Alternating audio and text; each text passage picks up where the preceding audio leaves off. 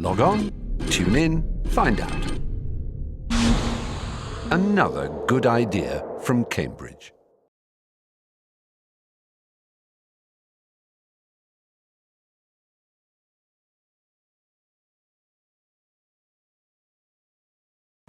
I would personally like to begin with something about Oxford. All right, yes. But since we're here in Canberra, and you've been here now in 3 weeks in Canberra. 6 weeks.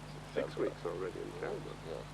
Maybe we should maybe begin with something about Canberra. What impressions has this place made on you? But I think we should begin, as I said just now, with something about my own misgivings about making films and All right. making records of this kind of anybody who passes through, whatever their claims to the attention of posterity. Because it could be said that, in a very strict sense, they are impertinent. Namely, the reason a bloke comes here is because he's written something, and what he's written is there, and what he wishes to be known of himself is there in black and white. Mm-hmm. And that, so long as there's no general universal conflagration, will survive, and people can always read it. Mm-hmm. And people looking at his image may or may not think that he looks like the best kind of clothes model. And those who think he looks like a clothes model will tend to think the less of his work, and those who don't may tend to think equally improperly the more of his work. Now those, I think, are impertinent considerations. So I might be completely round and fuzzy and orange-coloured all over. It wouldn't make any difference to what's there in print. But don't you see people communicating more than just through the written word? I mean, what about Yes, but we're just not communicating and talking, We're not with you? Yeah, but we're not communicating. In the first place, you and I think so much alike that this is a highly fictitious exercise, that you're not going to be asking me any questions to which you don't know the answer in advance. And so it's not a communication in that sense. It's not a communication with anybody even 5 minutes from now, because I'm not talking to them. Since the essence of a communication is to know to whom you're talking, and what is the point of talking in that particular way to that particular person on that occasion. That's communication. But now, this isn't. But if I were to probe you about the early days in Oxford, for which I'm still anxious to... He's insistent. Insistent, right. Yes. But if I were to probe you on those early days, yes. I'm certain I'd learn something that I haven't known before. I mean, this is a period that interests me a great deal. All right. All right? Yes. And Right. that in front Yes. of it we might... Yeah. Why does it interest you so much? Well, one imagines Oxford, say in the early... When did you go up to Oxford? In the 48. 48? Yeah. 48. Well, one imagines Oxford at that time as a kind of golden period. Very interesting people were there. Dumont was there already, wasn't he? I think Dumont came rather later, about 1950 or something like that. And Radcliffe Brown was still around? I met Radcliffe Brown a few times, yes, he quite often came. But E.P. had taken over as professor. Oh yes, the year before I came up. And you had, doing their studies at that time, you had Bohannon. Yes. Both Bohannon? Bohannons. Both Bohannons. Jim Bohannon was a lecturer, yes. And David Pocock was there? Yes, I suppose he was already there as a student, I think so. Yes. And Beattie? Was he there? The year after me, I think. And Mary Douglas? She was there. Yes. She was there? And Fred Bailey was there for a while? That's right, yes. Oh, And yes, who else? indeed. I haven't thought about those days for so long. Who else was there? Francis Huxley was there. Francis Huxley. What was he? He was doing his... He had come back from the field, or...? He'd just done BSc. He was just off, I think, to the Urubu. It was a very tiny world, of course. I think you probably catalogued everyone who was around. If you remember, there's a print of the, what I think was called University Lodge, which was a tiny mock Gothic cottage, fit for storing gardeners and gardeners' tools in. There was more space for rakes and tools than there was for gardeners. And we were in the upper floor of that, underneath the eaves, practically. Where was that located, though? That was on Parks Road. Parks Road? South Parks Road. South Parks Road. Opposite what is the entrance to Rhodes House. And underneath was the beginnings of the organic chemistry department. So it was full of, it really looked like a Walt Disney depiction. You know, the Sorcerer's Apprentice, yes? It was that sort of environment, with mullioned windows and Gothic arches and and fake iron trimmings on the doors, things like that. Behind it, all the retorts and the tubes and steam and things bubbling and so on. And we had to make our way through that and then go upstairs. And we had this tiny set of rooms at the top. And there were about 5 or 6 of us there at a time. So that was one of the many moves that social anthropology made in Oxford. And in each time, curiously enough, being shifted spatially from the prestigious centre Out to the outskirts. out to the despised suburbs of the university, yes. Well, then when did the move to Keble Road occur? You shared that with geography, didn't you? We didn't share that with geography because it's part of a long, long terrace. So we have more or less an independent part to live in. It was next door to the house where Joyce Carey used to live, and we looked out over the University Park, so, and then southward on to Keble College with its magnificent Fair Isle brickwork. But that was merely one stage in a successive a series of moves outwards. And I think that expressed also the loss of esteem that the subject suffered. When it started off in Oxford, I don't mean in 1884 when Tyler was the first professor really of anthropology, but in 1905 when the diploma in social anthropology was founded. It was founded at the instance of an enormously prestigious set of people led by T.H. Huxley and people of that kind, who said that anthropology was going to be the new grades. It was going to be a challenge to all former methods of studying civilization. And on the committee that established it, I think there was a professor from each one of the faculties of the day. Men of enormous scholarly renown. And as you know, the first reader in social anthropology from, I think, 1910 was Marrett, who was the rector of Exeter. And we enjoyed enormous favour in those days. Tiny organisation, but enormous favour.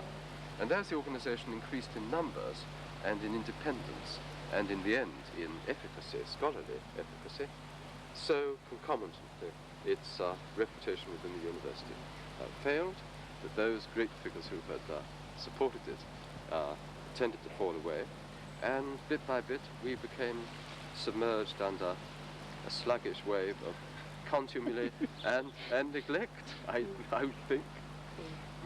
Well, let's go back to 1948 then. This is absolutely normal in a way, because I think it's a lesson of the development of universities that as a particular subject, particularly a relatively new one, acquires formal solidity and a substance in the form of buildings, and then of course the accretion of tenured posts and so on, so it tends to become inevitably bureaucratized and subject to negative publicity. And of course then there are other factors, but okay, well let's go back to 1948. EP had just succeeded as professor, or as he and who else was teaching there? You're asking the wrong person in a way, because I really have a highly defective memory. I've sometimes claimed to have forgotten things and reported truly that I've forgotten them. And people have jumped up and down like characters in one of Dostoevsky's novels and said, but you can't have forgotten that.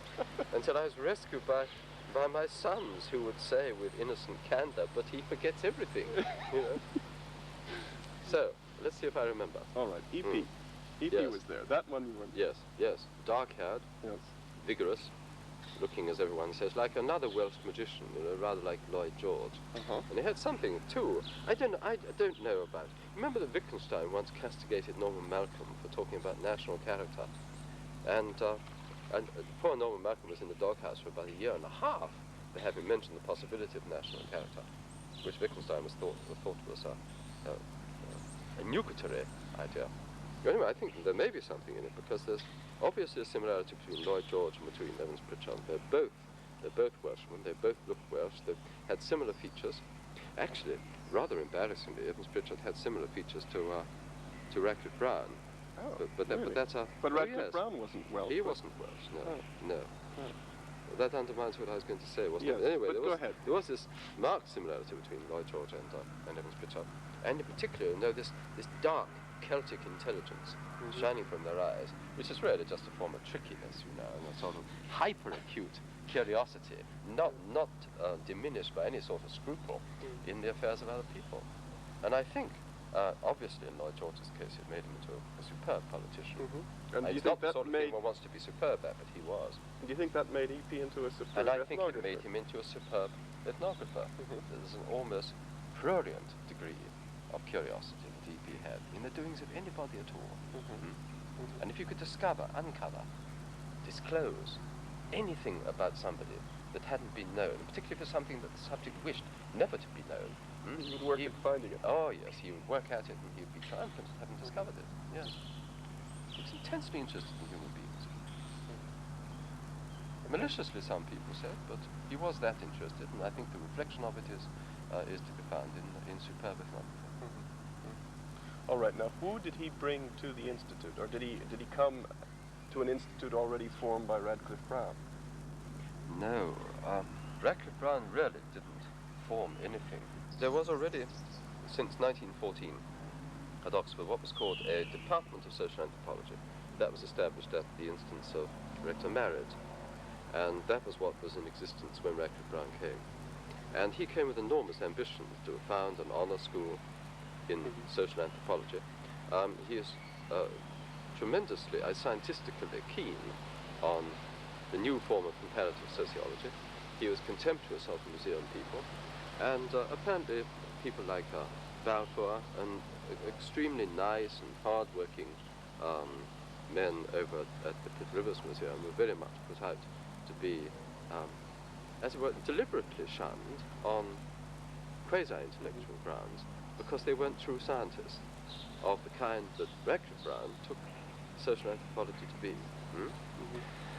Anyway, when he came, there wasn't very much. There was this tiny hut, this little shack that we were in, the title, Department of Social Anthropology, and his chief effect was to have the title changed to Institute on a number of grounds. Firstly, I think because he imagined it sounded rather grander than department, and in fact it makes it sound only the more suspect and peripheral.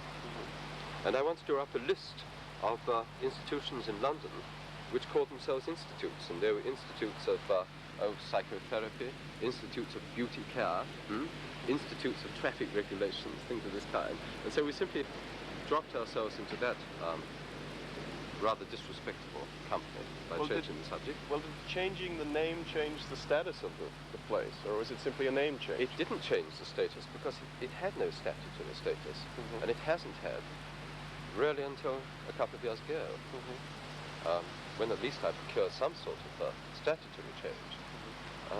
Anyway, when he came, I think in 1936 or 7 I think it was. But then shortly afterwards the war began. I think he appointed Meyer Fortis to a position there. Franz Steiner came later, and I think there are only 3 or 4 students, including Bill Newell, who is now at Sydney, and Henricus, who I think is now back in the West Indies. And anyway, the war came. It was obviously coming very quickly. And when the war came, for some reason, Radcliffe Brown left Oxford and Britain and went away to Sao Paulo to represent British intellectual interests. And he stayed there until the war ended. By the time the war was over and he was back, the tenure of his chair was almost up. And EP was almost about to be elected into it. And so it's hard to see really that Radcliffe Brown had any effect on social anthropology in Oxford. So then when EP came, Meyer Fortis was there. Meyer Fortis and was there. Steiner. And Steiner was there, yes. Now what happened to Steiner? And Steiner was the man of whom Evans Pritchard said he was the most scholarly person in social anthropology. Wasn't saying very much from EP because he didn't think that most social anthropologists were scholars anyway. And as you know, he published once in Man the observation which didn't much please most of his colleagues, that most social anthropologists, if put onto the academic market in some subject other than anthropology, would never have got a university position. Either because they were too stupid or too... or whatever. So there were very few people there. All right. Then who did he appoint then? Well, he appointed Godfrey Leonhardt. Godfrey Leonhardt. Yes. And that was... Yeah. Godfrey had done his field work by then. No, he did that after I came up to Oxford, yes. And then afterwards, when Franz Steiner died of a heart attack, he appointed John Beattie to that position. John Beattie, yes. And then he was chiefly instrumental in getting Gottfried Leonhardt's brother, Peter Leonhardt, appointed. Then Dumont, he attracted Dumont, which was a great thing. And one of the chief effects of that was not only to meet Dumont himself, an intensely scholarly man, very demanding, but also that Dumont introduced into Oxford a knowledge of Dumézil, and I think nobody had heard of him. And recently, Dumont has published an article on the study of oppositions, on dual classification, in which he, I'm afraid, controverts Evans Pritchard about Hertz too. Because Hertz, EP says in the introduction to Right and Left that throughout his tenure of his chair at Oxford, he gave lectures on Hertz, and this was the beginning of an interest in these topics.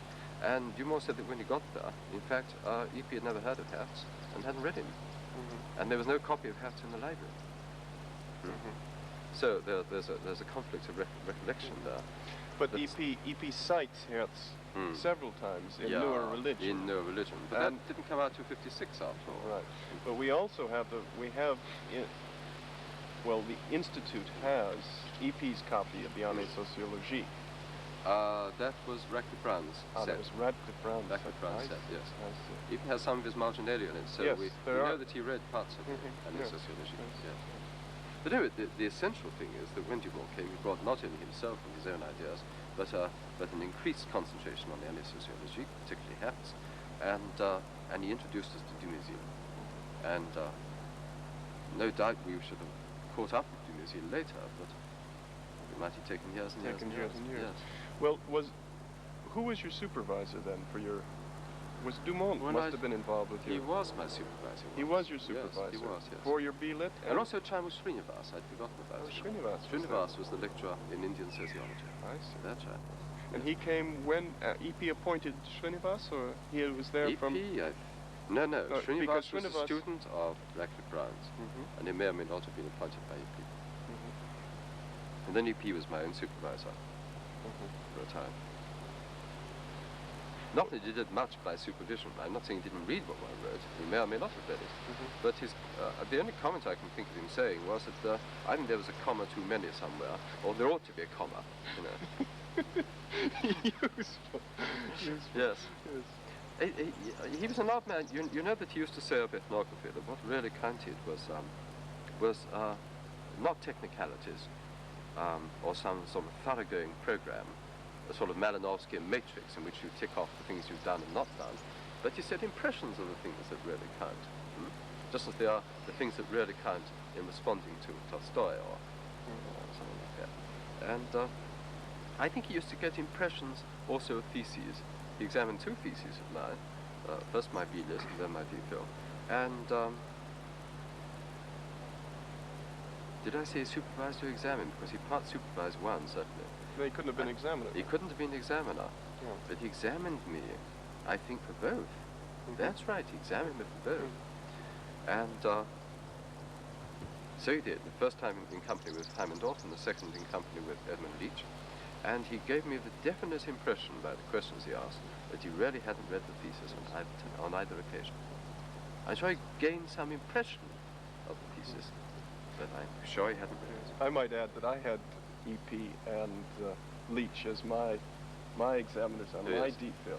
Yes. And I think, at least it seemed to me that EP hadn't read beyond the first 20 pages of my thesis. He certainly didn't give it any impression of having read it. Whereas Leach was very thorough. We went over the thesis. Oh, indeed. Oh, yes. We went over the thesis in great detail. Yes.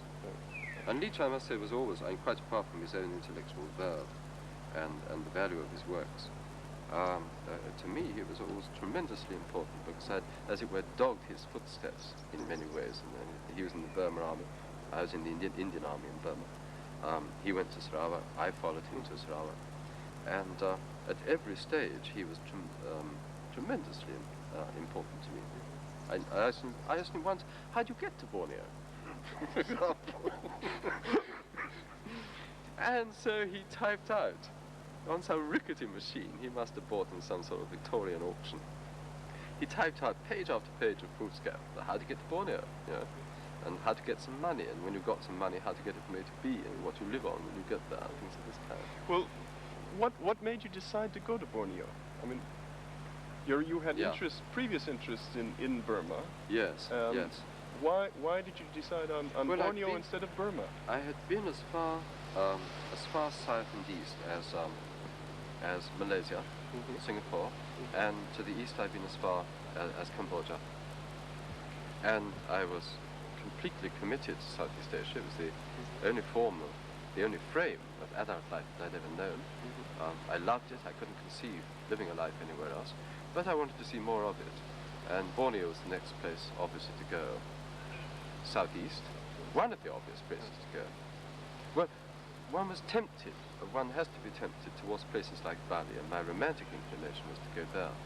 But I knew very well, I'd been to the University of Leiden, and I knew before I went, and they certainly taught me after I'd been there, that you couldn't seriously work on Bali without a preparation in a literature going back to 1597 in Dutch, without some knowledge of Sanskrit, without a good command of Kawi to begin with, and then of course of modern Balinese. And it was quite clear that would take 5, 6 or 7 years to do, which I hadn't got. And so I had to go for very, very much the second best, and that was Borneo. But once again there were two romantic inclinations. In the first place, the pictures of the people published by Hose and McDougall in Pagan Tribes of Borneo showed them being tremendously handsome, beautifully built, light-skinned, high cheekbones, slanting eyes, long, straight black hair, and so on. And I adored this, as I still do. And that was one of the chief reasons I went to Borneo.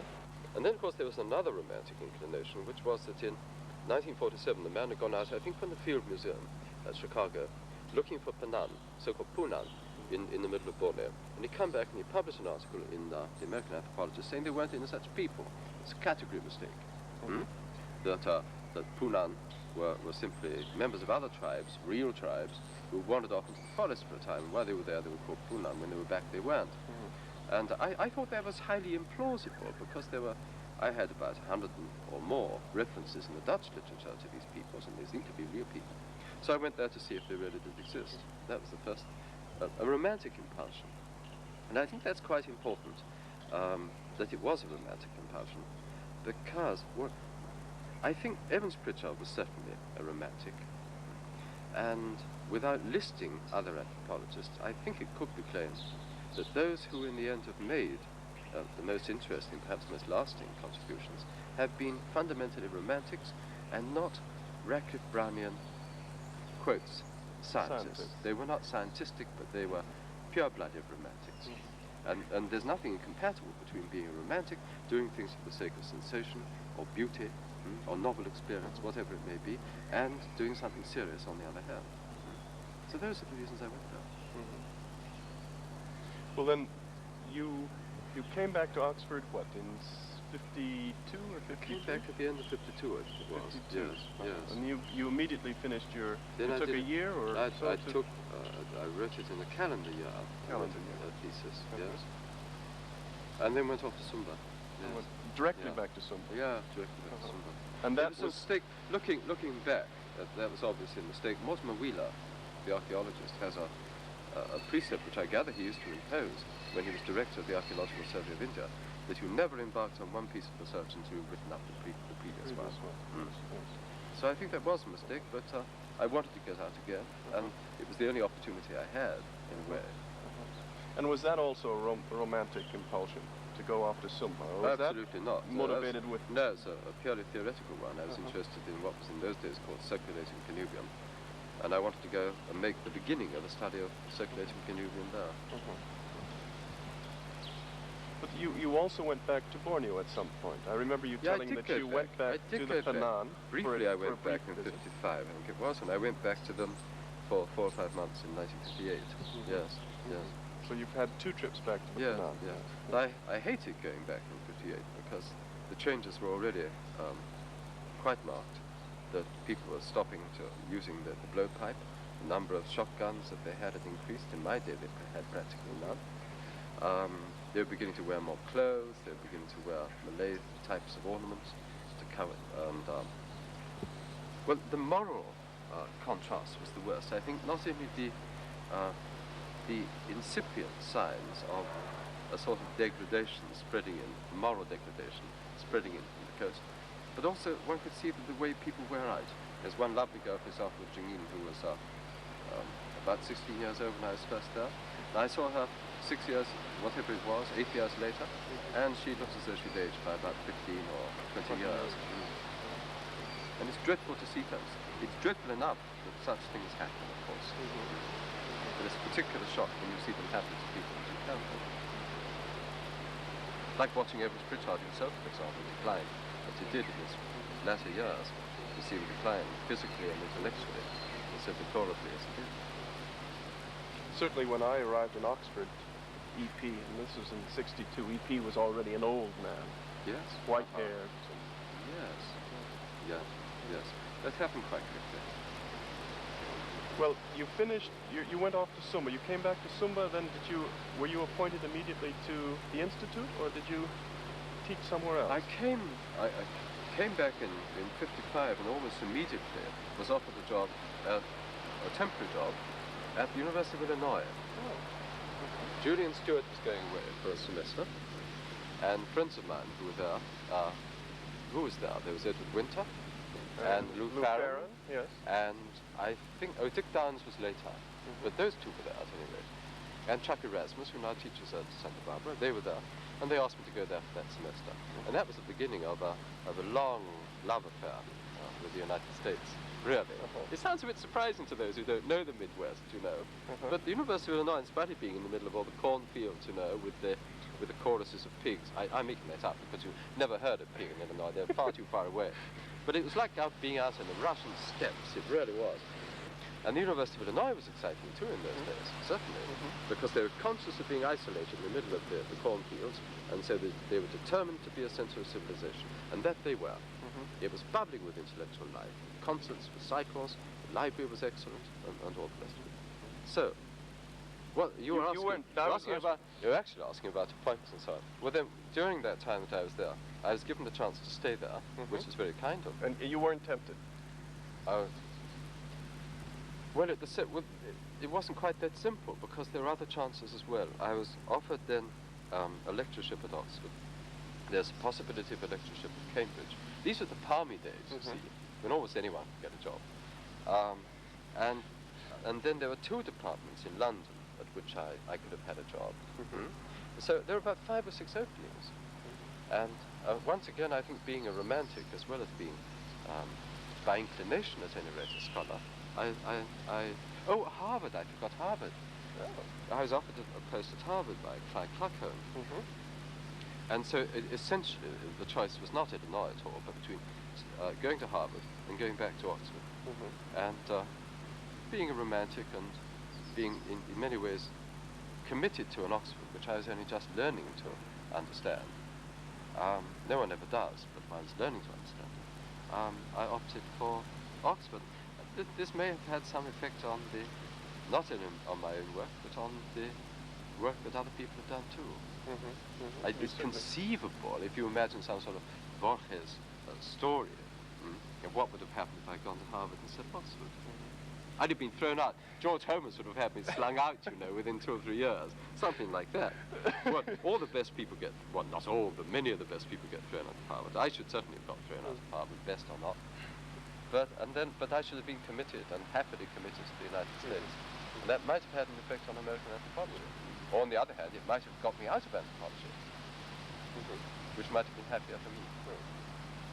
Well, when you went back then, was EP instrumental in tempting you to come back to Oxford? Oh, of course, yes, certainly. And you also had the opportunity of being associated with Merton, which you've been... Well, to go back to, well, I always did belong to Merton. You always belonged to Merton. Yes. Well, then, I'm glad you mentioned that, because it tends to be thought by some people who are resolutely anti-establishment, as they think, that these values, you know, the spirit of the regiment or attachment to the college and so on, belong to a bygone day, a privilege. And those people who were inspired by these sentiments really didn't deserve to have them. And the objects of the sentiments didn't deserve to be the object and so on. But in my own experience, that I'm not alone in thinking that the spirit of the regiment really does count intensely. And we need to distinguish a good regiment from a bad one, a good battalion from a bad one. It's by its spirit that you distinguish it, not by its technical achievements. And you can have a technically efficient university, for example, in the margarine factory, yes? But we happen at Oxford to have a superb system of colleges, and the colleges attract people's loyalties, and the loyalties conduce to excellent work. So these were all enormous factors in taking me back to Oxford and not diverting me to Harvard. But I take it by implication then, the same spirit that pervades the colleges, you wouldn't say pervaded the Institute, or pervades the Institute. I think no, it wasn't the feeling of it wasn't quite the feeling of comity, because the Institute, from the very earliest days that I can recall it, was riven subliminally. I wasn't much allowed to show on the surface, but it was actually riven factionally on grounds of religious commitment and of sexual predilection and of lifestyle, by which I mean drinking. And that made an enormous divide among those who were there. But on the intellectual score, it is quite true that for a few years, when EP was in his prime and vigorous and cared more about things of that kind than he later did, there was a conscience collective in the Institute. Now, let's pinpoint those years. When were they? Well, they were roughly, I suppose, from the late 40s, certainly the early 50s, and until perhaps around the year that EP published No Religion, 56, something like that. Yes, yeah. And go ahead. there are a number of factors, not all of which one can mention, intervene. In part, what you've got to realize is that we're all focused intensely upon Evans Pritchard, that whatever the word charismatic doesn't mean, or shouldn't mean, he was a charismatic figure. And he was essential to us, and we all congregated around him. It's very hard to explain to anybody afterwards. I remember in 62, there was the year of my diploma. Yes. It was probably the most exciting intellectual year of my life. Yeah. And it was still EP's way to go around the Institute about 11 o'clock. Yes. To collect the following, to go to one of the pubs. Yes. And the discussions, the heady discussions at the pub. And all guests, visitors, would congregate there. Yes. And for a few hours, one could get sparks or intimations of this incredible vigor. Yes, there were those days, even that late. Yes, exactly. Yes. I'm glad you find it so intellectually exciting, because the subject itself can be. It really can be. And I've seen it so often, year by year, with people who become intensely excited by social anthropology, in a way that those who practice more parochial disciplines seldom experience and hardly believe of us. I can't be denied that on the whole we don't have a very good scholarly rating in universities. But I mean, the possibility of anthropology still occupying the position that was envisioned for it. Yes. At the beginning. Yes. As a new grace, or Yes. as a center for a liberal education. That's possible. But it recedes, you seem to imply. I think it's receded. I think it's become less and less feasible, certainly. Is that also because of anthropology's dispersion of interests in so many? I mean, there's a variety of. I think the proper exploitation of its proper comprehension of interests. Yes. And why is that? That's not a dispersal. Well, why is that? Why is what? That we're doing the job more properly than we used to. It's not a dispersal of interests. No. But you're failing of. It's a more effective exploitation of the proper range of interests. All right. That is what's happened. Yeah. All right. But then we've lost the centrality to the whole exercise. In some people's view, we obviously have. There are some Manchester anthropologists, for example, who wouldn't agree with this. But I think that there is a centrality, which we find in the Année sociologique, which we find in Gustave de Coulanges, which we find even in Comte, and that is a view of anthropology, let's say, as composing a kind of comparative epistemology. Rather than a comparative sociology. Oh yes, of course. Yes. Which I find a far more trivial and technical and in the long run, in the outcome, boring undertaking. right. So that you... Comparative sociology is fine in certain ways. For example, all these long series of prescriptive alliance systems that we've been putting out. These are as dull as ditch water to other people, technically fascinating to many of us. And if comparative sociology is anything, certainly that's what it is. Yeah. And I think it's tremendously revealing. It's revealing not only technically, but by reference to the essential aims of comparative sociology, which is what are the essential impulsions of the form of social organization, and in some ways, more important, what are the constraints under which any form of social life has to operate. But ultimately, even this comparative sociology, this study of prescriptive alliance, leads to the questions of epistemology. Oh yes, indeed. Yes. And to fundamentals of sociology and the forms of the imagination. That's why prescriptive alliance is such a marvelous subject. Marvelous topic to work on. These are the simplest forms of social life that we know and that we can conceive. If we had to make up forms of social life, you couldn't think of anything more simple than the two-section system, for example. Indeed. And then conjoined with this, you have all the interest of the analysis of opposites, dual symbolic classification of these fundamental repertories of primary symbols, or whatever you call them, elementary symbols, and so on. And the ways in which they cluster. These are fundamental, I think, to an understanding of the forms of consciousness. But you can't do them, of course, without doing, first of all, the technical work which is involved in studying prescriptive alliance per se. But as... And only we can do it. Right. Sociologists can't do it. Historians don't do it.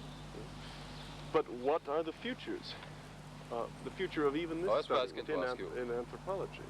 I mean, there are fewer and fewer examples of these societies that we can study intact. And where does one go then? That's a very worrying question, because I think in the study of prescriptive alliance we've reached the point that Tarde was at. He wrote a book on opposition in the end of the 19th century, in which he talks in the beginning about the disappointing game of collecting opposites. And it's essentially disappointing because very soon you run out of the repertory of opposites to which people normally have recourse. And in studying prescriptive alliance systems, I think we've almost run the gamut of the technically and socially feasible forms of prescriptive systems. So then what does the future hold? That's the question. The future makes itself up as it goes along.